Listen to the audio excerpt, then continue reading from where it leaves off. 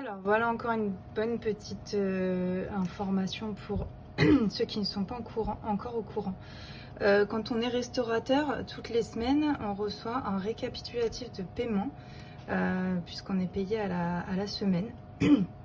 Donc voilà le récapitulatif de paiement, pardon.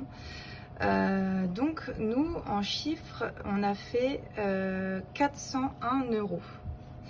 Ensuite, Uber Eats prend sa commission de 33%, ce qui est normal, ce qui est prévu. Quand on signe, on sait qu'ils vont nous prélever 30%. Ensuite, on a la TVA sur les 30%. Ok, jusque-là, tout va bien. Donc après, on a les ventes nettes, c'est-à-dire que sur 400 €, nous, on est censé récupérer 257 €. Ok, mais en fait, non, parce qu'en fait, ça ne s'arrête pas là. On a les frais d'abonnement, ça c'est pareil, c'est prévu dans le contrat. Ok, pas de souci. Divers, ça c'est une ligne qui est totalement floue, puisqu'en fait, divers, on ne sait pas ce que c'est. Voilà, le comptable ne pourra pas non plus deviner ce que c'est. Divers, on a des frais un petit peu aléatoires, mais 1,36 € là pour l'exemple, multiplié par chaque semaine par le nombre de restaurateurs dans toute la France, voilà, je pense que c'est pas rien pour eux. Ensuite, promotion sur les articles, alors là, bim, on se retrouve avec moins 38 €, ce qui est énorme pour 15 ventes, sachant qu'on a fait une offre à 89 centimes qui est censée nous coûter 89 centimes par commande, et par commande utilisant l'offre.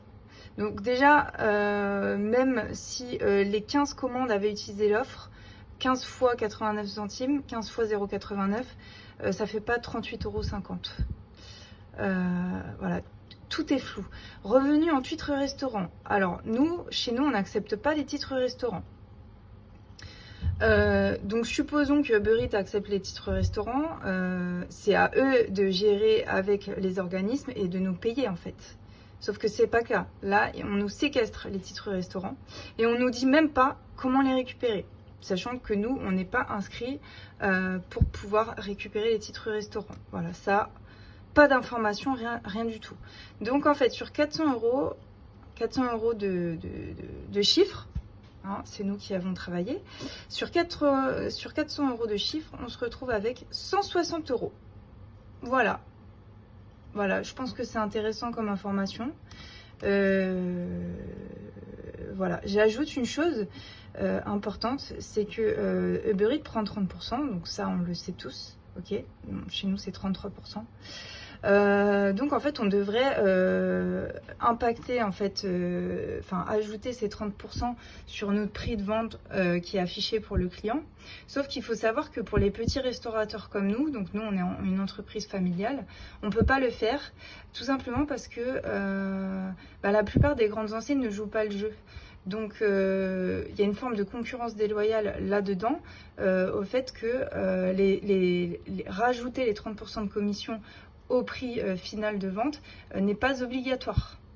Et en fin de compte, ça devrait l'être parce que, pour ne pas citer McDonald's, par exemple, entre autres, des McDonald's, ils font déjà des marges tellement énormes que qu'on leur enlève 30% de commission sur leur vente, c'est rien du tout. Donc en fait, eux, ils vont pas rajouter 30% à leur prix. Et donc, du coup, comme les gens sont habitués à avoir des prix qui sont pas 30% plus cher, jusqu'à 30% plus cher, si nous on rajoute 30%, les gens ils vont pas commander chez nous. Voilà, donc on est obligé d'atteindre une forme de seuil psychologique qui fait que les gens seront toujours ok pour nous commander, mais clairement on prend sur notre chiffre. Mais pour finir, quand on enlève le coût de revient, puisque nous on propose des produits de qualité, et donc on a une marge qui est inférieure à la moyenne de la restauration,